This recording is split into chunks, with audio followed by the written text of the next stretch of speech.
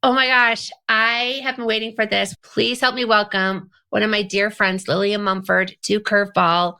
She is going to tell you what happens when your life changes in an instant.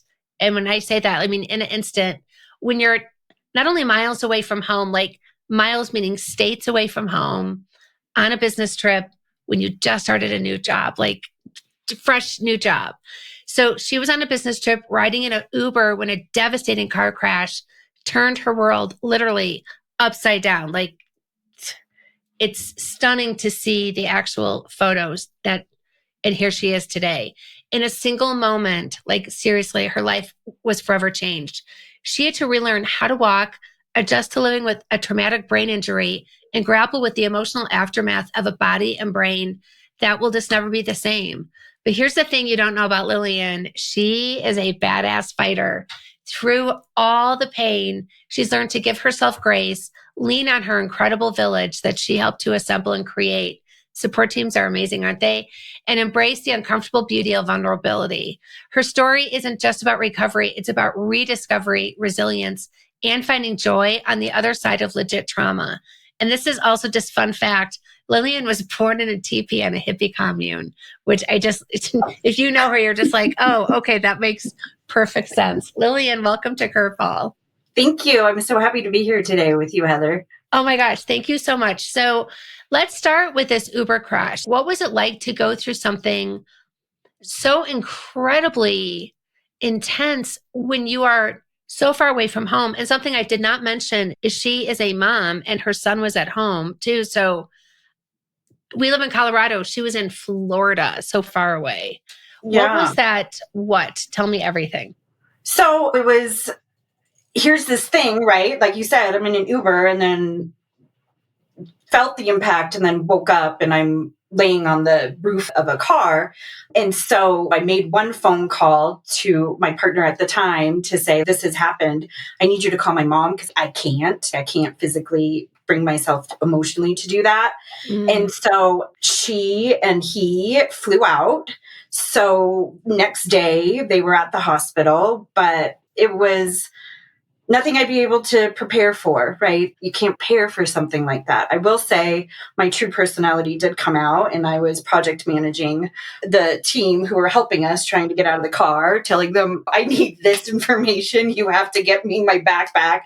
Because in my mind, I'm in a state I don't live in. I need my insurance. I need my ID. So I'm yelling at them to get my stuff. But one of my favorite stories is you were like, I think you said, I have the wrong shoes on. I need to change my shoes. And then when you got to the hospital, didn't you have two right shoes on or two left shoes? Well, you were like, I have to change my shoes. On. Yeah, laying in the car, I thought to myself, there's glass everywhere. My shoes have come off. So I'm feeling around in my bag that I can't move. And I'm feeling around and I pull out shoes. They didn't match. They were two right shoes. And then the fire department, the gentleman who pulled me out from the car, he threw them off. And I was like, gosh darn it. I worked so hard getting those on, but he didn't want them. And when he pulled me out to get me onto the stretcher. And I will say, it is so funny, the things that go through your mind. Like there's glass on the road. Like this is happening. And you're just immediately kick into action. Were you surprised by that? But then you had a terrible injury too, which was, I mean, you can give the highlights of what the reason you couldn't move was not because you were stuck in the car. It's because you had an injury. Yeah, I couldn't move. So my pelvic bone was fractured in 3 places. And then I had internal injuries and then head trauma, neck trauma. So I couldn't walk because I was in an Uber, right, with a driver and then a colleague, and they were able to get out of the vehicle on their own accord. But my mind went to, gosh, do I have a neck injury? Do I have a back injury?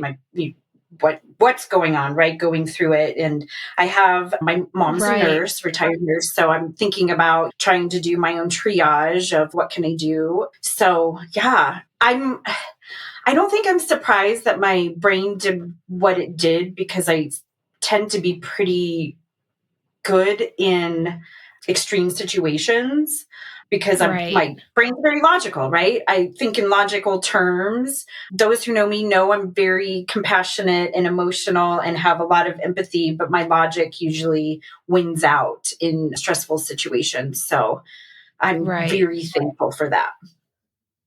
Well, I'm thankful for I'm like I've learned over the years that there are two general kind of people. There are people in a high stress, intense situation. There are people who figure it out, and then there are people who freak out.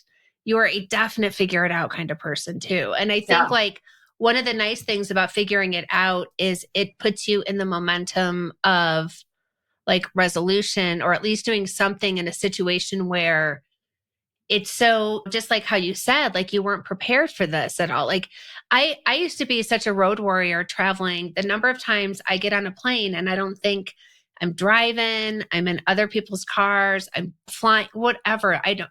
Sometimes you end up in a really bad neighborhood accidentally in Miami or Washington, D.C., and you're just like, oh my gosh.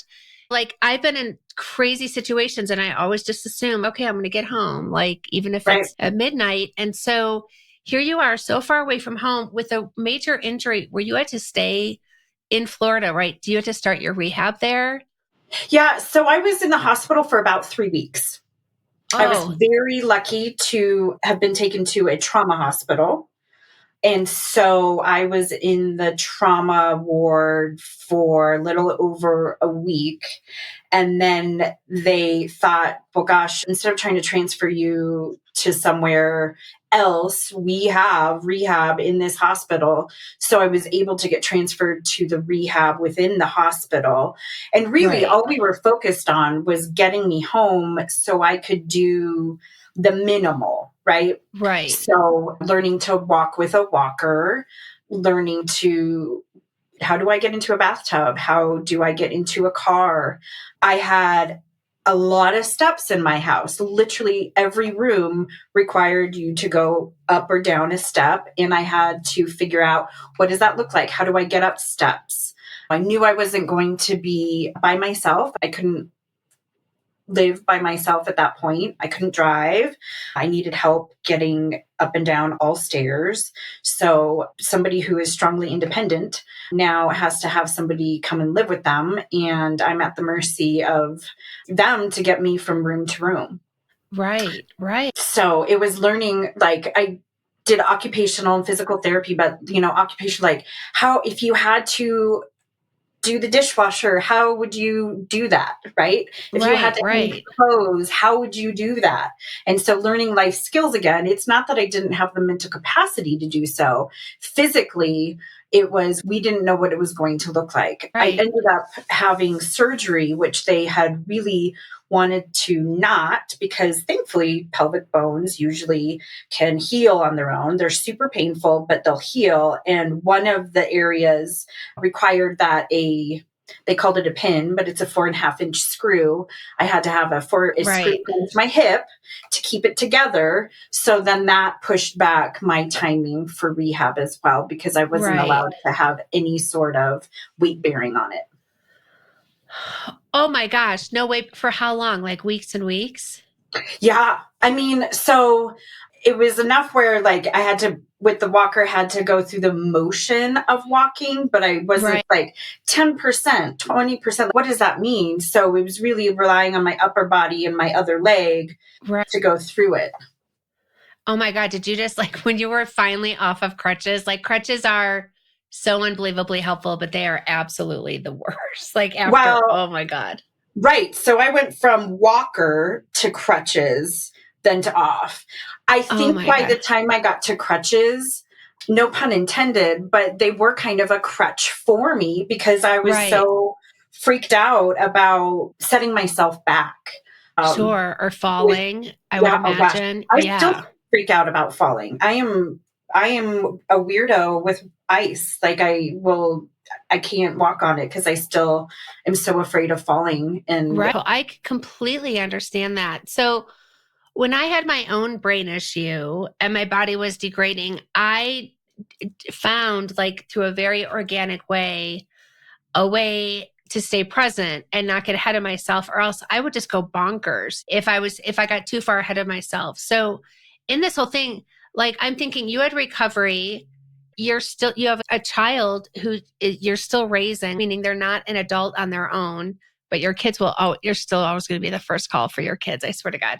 But, and then and you just started this new job, right? You have all these new things. I think you were in a new relationship at the time. Everything was like moving in this direction. And then all of it, and then you have pain on top of it. So did you find like you developed any practices that helped you get through those overwhelming times when it just became so much? Yes, not on my own. Tell me more about that. I wasn't in a space to be able to, because the way I put this is that there is the emotional trauma and pain trauma, right? Like physical Yes. trauma. Physical trauma speaks to my logic brain, right? I understand this. I can do this rehab. I can see incremental things changing. Emotionally, I was not prepared for it. Being in pain all of the time, right? I am not one who can or likes to take a lot of meds.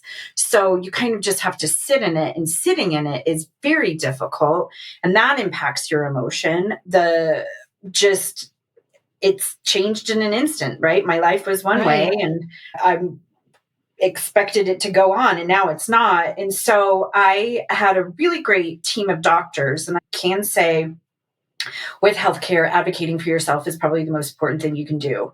And Right. I had nothing but time on my hands. And so if I didn't feel I was seeing the right person or getting the right care, I advocated for myself and I got into the doctors I needed to see. But I had a doctor who I called her my ringmaster, who helped me get to all of the others. And I said, I am not doing well. Like, I don't know what to do. And we tried different meds. And I ended up going to a psychologist who specializes in pain.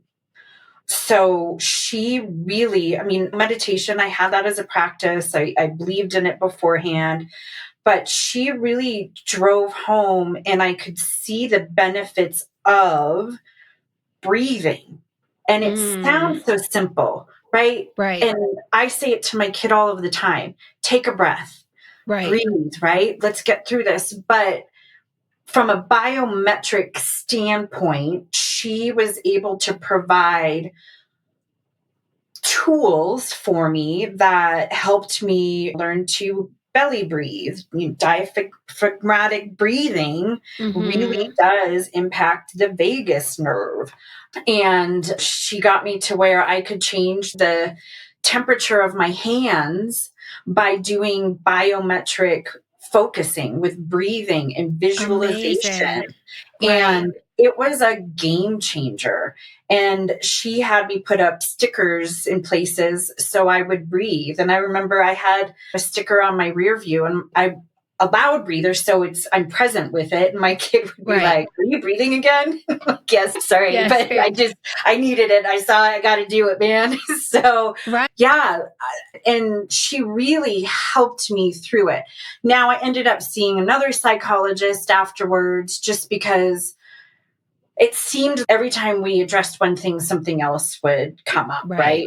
So like, you deal with what's in front of us, and then the next thing and the next thing. But I'd say my communication and my open communication with my doctors was one of the best things I could have done. While that's very difficult, right? Because you're telling strangers how you're feeling. Had I not done that, I don't think I would have made the progress that I made. Right. And I think it's really helpful to talking about advocating is I was just always so curious. Like, that's how I approached like my own research too. It's like, I was always, even if I thought, oh my gosh, I might have ALS or something like that, that I'm just like, well, okay, I'm so curious. Like, what would that be like if I had that? And that I think kept me to being curious, and then having the doctors who don't, because some doctors don't like those questions when you're just like, well, they want everything to be. And that's, I think, I have nothing against my doctors. They were amazing. But I just know how there's just different things. Like, my hand specialist can't recommend that I do rolfing like medically for because that's just not something that they think is, I don't know, it's not on the radar. Yeah, exactly. So you really had to rely on a lot of people too for an extended period of time. So I remember coming over to your house, and for a while, that was your dad. That must have been interesting, like when it's a family member. So, what was it like to really know that you needed that support and then having that support in your own home where you were so reliant on other people? What was that like? And how did you handle that so you didn't go bonkers? Yeah, I mean, so my dad lives by himself, kind of in the middle of nowhere on purpose. He enjoys Right. it, and that's his jam. And coming into the city where now it's congestion and there's people, and he's doesn't have the opportunity for his own normalcy. I'd be lying if I said it didn't cause friction, but I did allow myself to have my moments and things that I might not have been proud of. It really allowed me to speak my truth and Mm, tell them, like, man, I'm angry. right. And I've never felt like just anger like that. I am angry at everything. And I'm the type of person who it's like, well, you shouldn't be angry. There's always the silver lining, or Right. think of the positive. And I couldn't get out of it. So Yes. I'm got this black cloud over me. I'm pissed at myself for being angry because I'm alive, right? I'm Right. lucky. I'm the one of the lucky ones to make it out of my situation. And first world problems. Like, I'm not a woe is me type of person. Right. So I'm angry at everything. I'm angry at the situation, and I'm projecting it onto other people. And so it was hard. It was difficult. I think both of us needed to kind of go through that exercise. Sure. I think that our time on this planet is very small, and we have opportunities to grow forever. And so both of us were able to grow, and it was intense. Really great times, but not all of it was Yeah. perfect.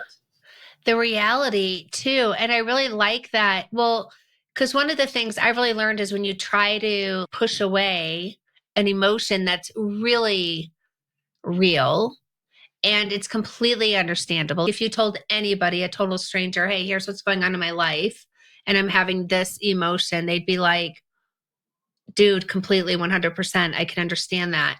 So allowing yourself to really feel that and sit in it, because anger, it's a release valve, but when it sticks around for a while, like when it does, you said I had this black cloud over me.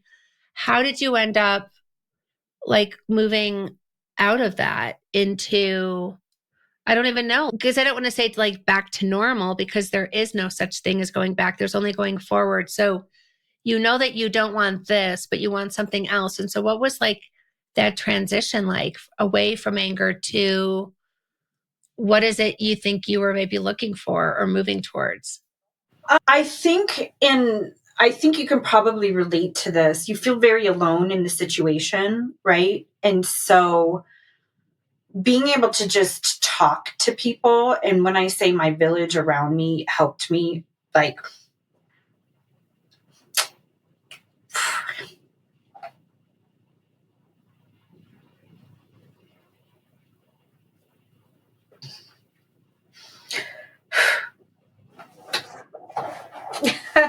that was Yeah. invaluable, right? Yeah.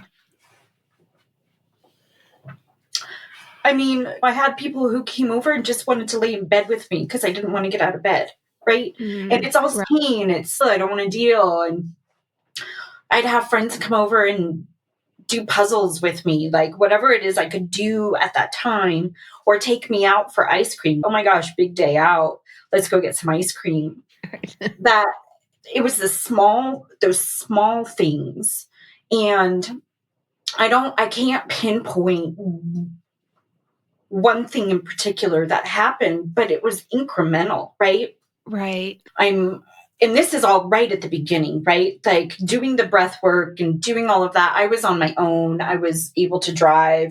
That kind of came later, but just in it, I had these people who showed up. Right.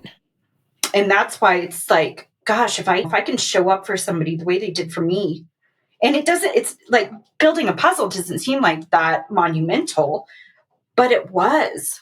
Right. So I think that, and then my kid, having him there, I still have to, right? He's a child, but he kind of got to live through it with me a little bit and see what happened. And Right. we both were humbled by a lot of things that went on with me. I have a very vivid memory of being in the grocery store, going along with my walker and trying to get to where I needed to go. And he said to me, Mom, people like aren't even paying attention to you because, everybody's in a hurry and I'm getting mowed down by people. And Right. right, it's all I can do to get to this one area. And I was like, yeah, man, but just think I'm not going to be like this forever. And there's people who are and live with this every day. And I am lucky that we will see me get rid of this and graduate to something different. And so we got to learn some of those lessons, but really it's not one thing. It was just having people show up and be there and help me get out of that, because I'm not one to ask for help. Right. I don't call very often and say I need this. And so just having those around me, you bring me food and chat for a while, those meant a lot. And I know that, I think from what I've kind of gathered from people's perspectives, I looked all right. Right. I looked like I was okay. I never looked like I mean, if you saw like the bruises and such, sure, but it didn't look like I had been through this horrible accident. And so it's, she's okay. Right. Yeah. Like, well, because you do have such a good attitude too. And I think that if you were having a down day, I would have known if you were having a down day, but you weren't. You were having sort of you just seemed pretty normal. You were able to find I think it's incredible when people can find the humor in the stuff. And I just remember you showing me the wreck, and it's shocking. The other car was, it's stunning that anybody even survived. And then you were brand new on your job too. And so I just am so interested in going back to talking about your son. And sometimes as a parent, I know, I fell and I broke my knee in front. And when my kids rushed to see what was happening, I was like, oh my gosh, don't look at me. And my daughter's like, why did you fall? And did you fall and knock out your front teeth? That's what she thought had happened. And because I didn't want them to see me in pain. Right. And I thought that would be freaky for them. So there's probably no way your son didn't see you at moments of pain. How did you handle being a mom in this situation, but also being a human being in serious, legit physical and emotional recovery? Yeah, I've tried to stay pretty authentic with it for the most part. Obviously, I don't need him to see everything. I don't think he saw the emotional side as much. He saw the physical. But it was funny. We kind of got into a routine. I'm getting tired, be on the couch. I'm getting tired. So he would get up and get the chair that I needed to help me up the stairs. We had this routine. He would carry my walker upstairs. And then my dad would help me go up the stairs one step at a time. But I didn't lie to him about anything. And to this day, he can look at me and say, do you have a headache? Because it takes over my face, right? Or he can see it. Are you okay? And he's very empathetic. So he pays attention to it. But I tried to stay in an authentic role, but not oversharing. So whatever that means, I don't know. Right. I mean, situation by situation, you knew, there, because I think it's sometimes now that my kids are older, I think it is beneficial to, one of the biggest things is I thought as a parent is that I thought the most powerful thing I could do as a parent is to apologize to my kids. Because that oftentimes doesn't happen with parents because they're just like, well, I'm the parent. And I always thought I would look forward to those to say, look, I'm a human being. I'm not perfect either. I was just on a call. My daughter today called me and she was telling me this news. Like she had a really great, like she just started a new job and she had a really great meeting with her new boss, like a 90-day check-in. So, and they're really thrilled. And the vision I had of her was like her at 18 months, like just, and she was completely bald and she just had these big blue eyes. And I'm just like, oh my gosh, like that little peanut turned into this young woman. And it was just like this touching thing. I'm having that same sort of feeling about your son because he's a teenager too. And I just love how much he loves his mom and you guys have this great relationship. So I really just respect the way that you raised him. So you could let your hair down with him too and be real, but also still be a mom and just be like, well, right. There's a boundary to that. So you talked about your body and your brain, like they're never going to be the same because when you have something like that, like a traumatic brain injury, you had a huge physical, and I've had so many things. Like I've broken my knee twice. I've had a lot of injuries. And so I just know even if you get back to doing all the things that you did, your body's going to be forever changed. And then when it involves your brain, that can be a little cunning, like it's not as straightforward to figure out as I'm learning, as my own brain is healing too. But I didn't have something considered traumatic injury. So how have you found like peace and acceptance? Have you found peace and acceptance, I guess?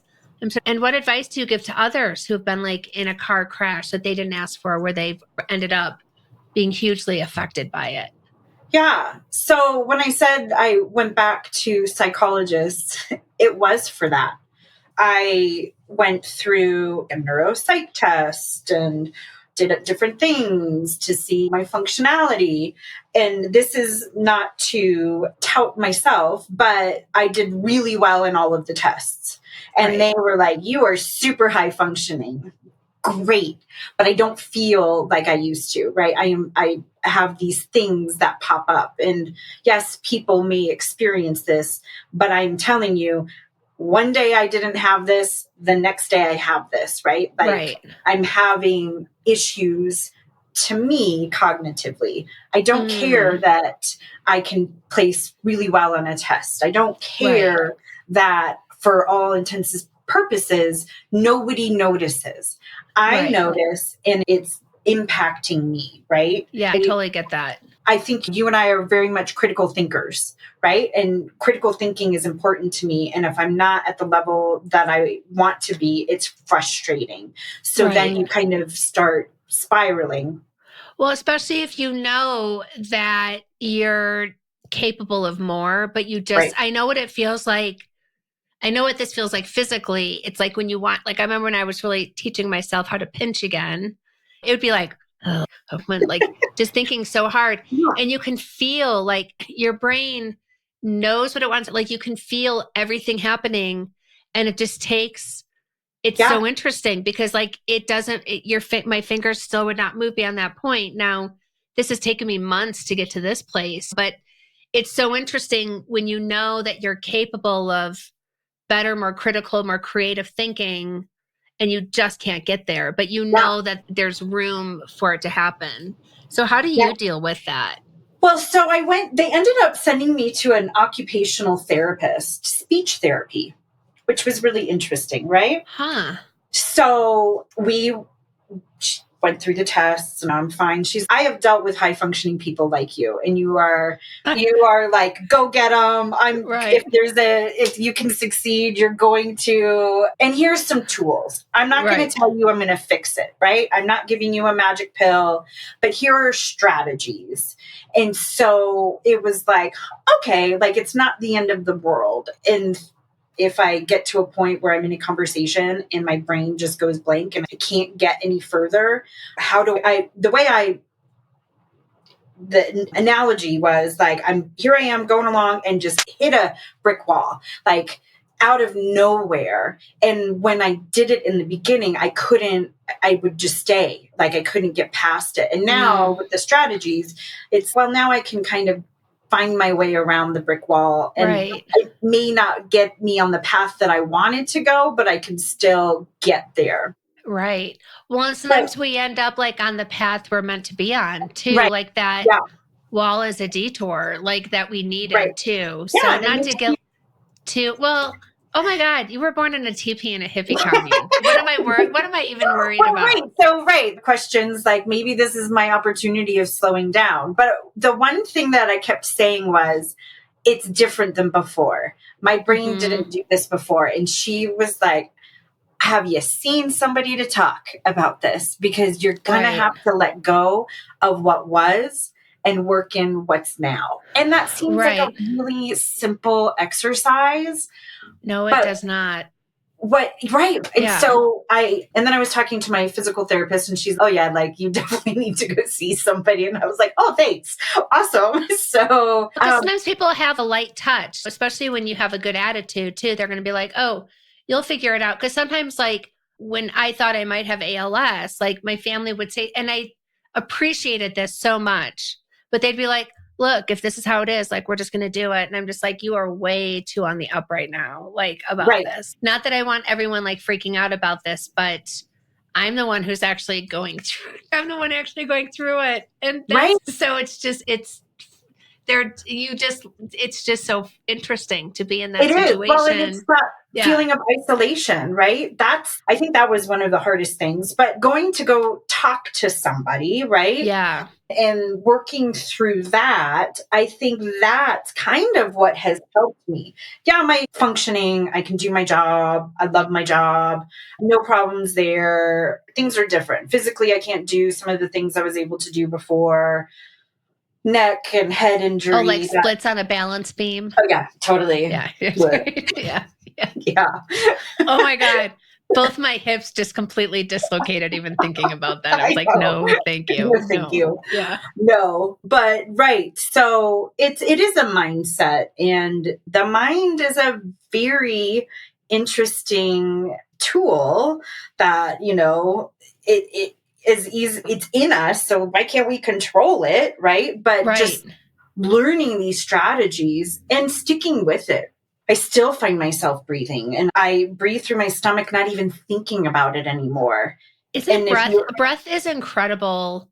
And I know I have friends who teach breath work, and they'll do these breaths like you just do. If you breathe deeply just 3 times in a row, like you are physiologically changed. You're calmer. Like it's beyond thinking or manifestation or anything that we're doing.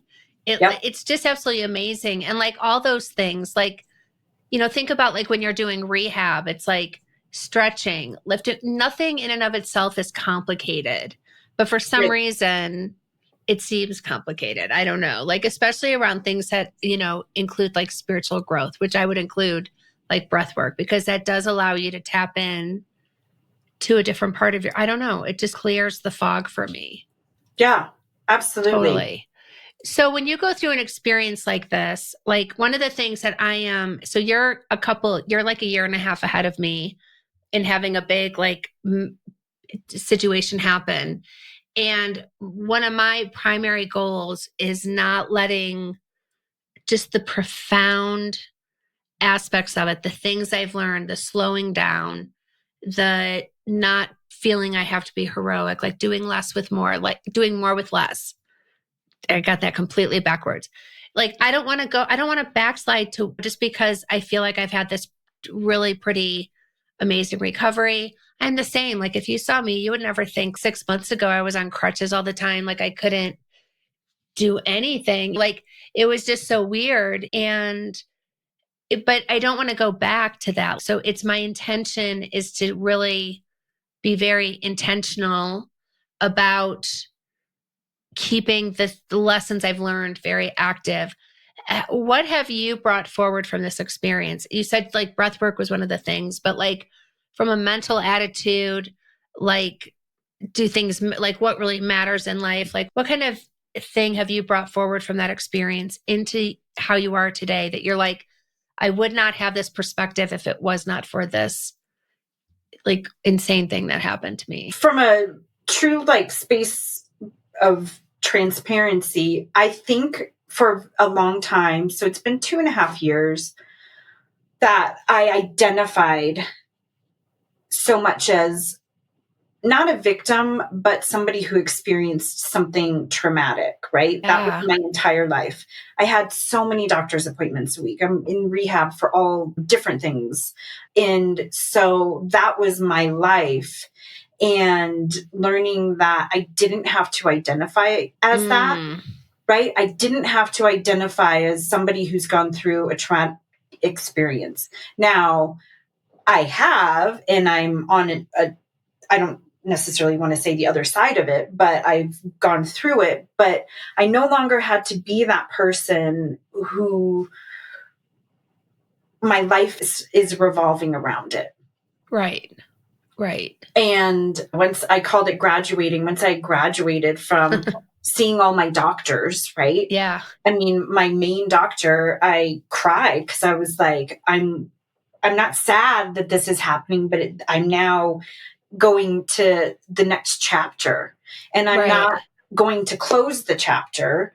It's just, what else can I do? And I have to be honest, Heather, I say right now, I feel like I'm having an existential crisis of finding my purpose in life, because now I can, right? Now I can do Right. other things and have focus. And my kid's a freshman in high school. He's not going to be here forever. So what comes next? And being able to do that and really looking at the future, I do think living in your moment is very important. My intention for 2025 is present. I want to be present in everything. Yes. And I want to foster the relationships I have to make it a mutually beneficial thing. Right. So for me, I think it was just being able to move on and not identify in this trauma, that I have been able to move forward. And it's just a part of my life now. Right. Well, and then like even being in it, right? Like I feel like you tried on like many different coats like during your journey, and you were just like, okay, I'll try on this one of what it feels like to live in this trauma. And you're like, okay, this coat works for a while, but then you're just like, no, now I'm going to try on this different coat. And so what I've really seen is you've given yourself this pattern. There's been this pattern of you really felt your way through, like literally felt your way through this, to the point that you're like, okay, like I'm angry. And I think you got something out of that anger until you didn't. And then you're like, okay, it's time to move on because I don't want this. So I'll try this now. And I think it's like also too, this like really real progression through a lot of muck that you have to get through to the other side. And then even if you get out of the muck, you still have muck all over you. Then you got to find a shower. You know what I mean? You're not done. Like when you're out of the muck, you're hardly finished. So I just really want to honor just your awareness and how you really like it. Because sometimes we think, I don't know if you felt, but the societal narrative I felt was in my head was that if you have any negative thoughts, you're going to manifest a negative outcome. Yeah. And I think that once I realized, no, all emotions have a place in this process. Yeah. And if I can experience it, which they don't last that long, and that's so much better for me, like full spectrum. Yeah. Too. So it's, I don't know. It's like, I know, of course, you wouldn't want anyone to go through what you've gone through or still to be struggling what you've struggled with. But do you ever wonder, don't you sometimes wish like people could feel the connection you have with your brain or the connection you have with your body in a way? Because one of the things I realized is how much I was taking my brain for granted. Yeah. And I think it's designed that way. So I don't think it's like we're doing it intentionally. It's designed to be this hidden engine. But then when it breaks, you're just like, wait a second. And then and then at that point, you're like, brain, you crazy. Like you were legit, like you do not make sense right now. It's so interesting too, to have to surrender to what you can help the brain, but the brain has to it ultimately has to do it. If the brain's not, if my brain was like, Heather, you're never going to pinch with your left hand again, it does not matter how much intention I gave it, I wouldn't be able to do this. Like, it's so interesting. So brains for the win. For real. And it's this infrastructure, right? Like we just have to let it rebuild. And Yes. sometimes those neurons connect and sometimes they don't. No, And what do we do, no. right? What are our strategies? I do think that this, in me, I don't know for you, but it had me examining everything, right? Yeah. Like it wasn't just, okay, now I have to deal with this. It's okay, like, how do I feel about something that happened back then? And how can I use all of what I'm learning to heal everything? And that Right. I have an opportunity that why wouldn't I take advantage of something presented to me that let's go through healing process on all the things. And Right. I continued with my psychologist after we wrapped up of, okay, we don't need to see you for this. But I was like, I'd still like to chat. Can I do Yeah. that? Yeah. Like, I still want to keep this momentum going. So there's something to be said for that. But, I mean, I survived and I feel like, there's purpose behind it. And what does that look like? And Right. how do I keep moving forward? And do I sometimes take a step back? Sure, but that's okay. I've allowed myself grace in a way that I've never allowed myself. Yeah. Seriously. Because I think too, like how magnificent like when you can go up and down the steps unaided, like that's like a thrilling thing for somebody who couldn't do that. Or you have to rely to somebody. And so I know you're like, I will take what I can get. And if it can get better, amazing. But if this is it, I also totally understand. Like I get this. Yeah. It's just been amazing. Lillian, I just want to thank you so much for being so open and sharing your story. You are such a badass and you have so much self awareness. It's hugely inspiring to me. So thank you so much. Thank you. I'm so glad to have been a part of this.